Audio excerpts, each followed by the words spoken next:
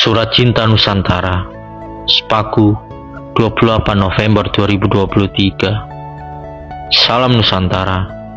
Melalui video ini, saya ingin membagikan sebuah pengalaman saya tinggal di IKN, sekaligus ingin menanggapi banyaknya video-video hoaks yang beredar tentang pembangunan IKN.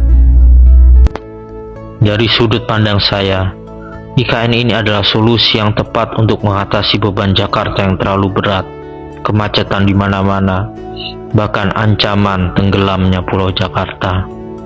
Tentu, biaya memperbaiki Jakarta akan sangat mahal daripada membangun ibu kota baru dari nol, karena biaya pembebasan lahan di Jakarta saja sudah selangit. Tentunya IKN akan menjadi pusat pemerintahan, sehingga Jakarta bisa fokus menjadi pusat ekonomi. Saat ini pula, saya sebagai warga Kalimantan merasakan bahwa pembangunan di Kalimantan belum sebanding dengan banyaknya sumber daya alam yang dikeruk untuk memenuhi kebutuhan nasional negara kita. Kalimantan Timur sendiri saja memiliki 46% cadangan batubara nasional.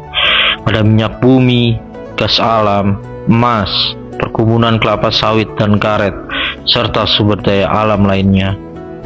IKN tentu menjadi salah satu harapan kami adanya pembangunan merata di seluruh Indonesia.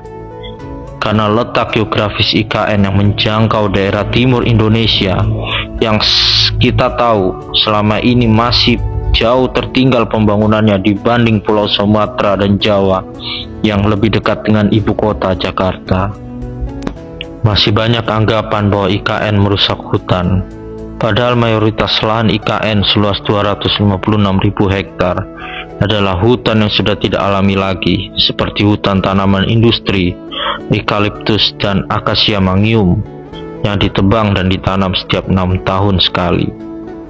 Dan juga banyak sekali perkebunan kelapa sawit dan karet di wilayah IKN. Dan banyak juga tambang batubara, baik yang legal maupun ilegal. Dengan adanya IKN, semangat penanaman hutan tropis telah diwujudkan dengan mempersiapkan bibit dari persemaian Mentawir yang memproduksi 15-20 juta bibit per tahunnya.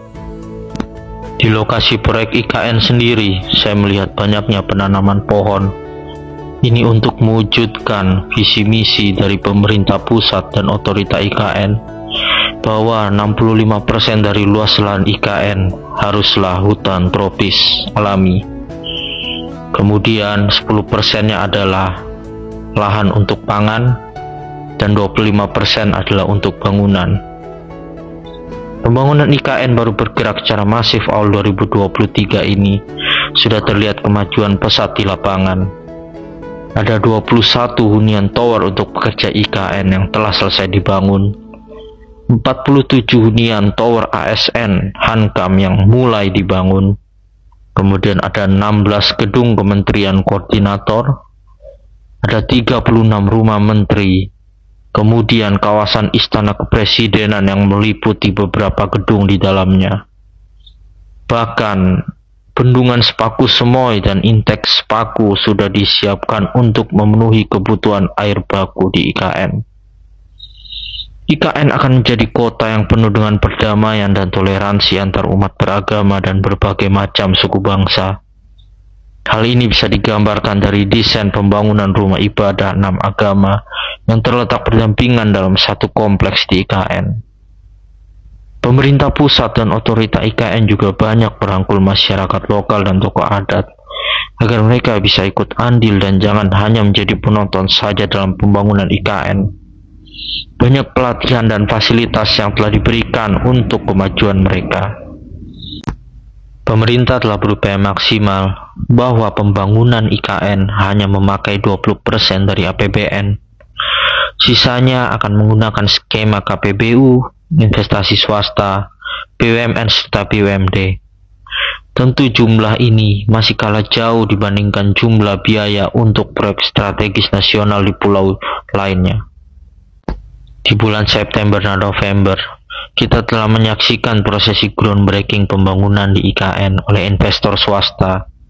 Pembangunan meliputi mall, apartemen, hotel, dan beberapa fasilitas lainnya seperti rumah sakit, sekolah.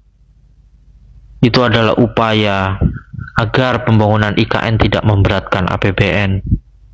Semua antusias dan menyambut baik pembangunan ibu kota Nusantara.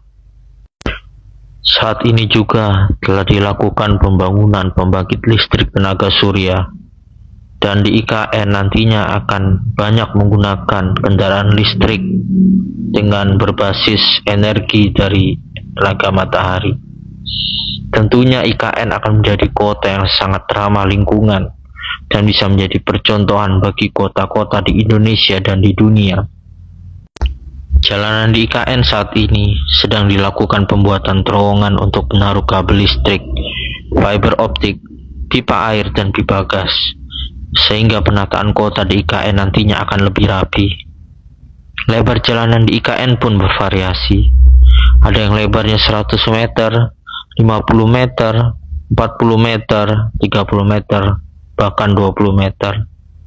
Saya menjadi saksi melihat bahwa jurang belasan meter dalam sekejap saja bisa ditimbun menjadi rata untuk pembangunan jalanan di IKN. Demikian melalui video ini yang bisa saya sampaikan. Saatnya kita sebagai generasi optimis sudah waktunya memberikan sumbangsi pemikiran dan tindakan nyata untuk kemajuan bangsa ini, daripada hanya sekedar mengkritik tapi tanpa solusi. Salam Nusantara, salam Indonesia maju.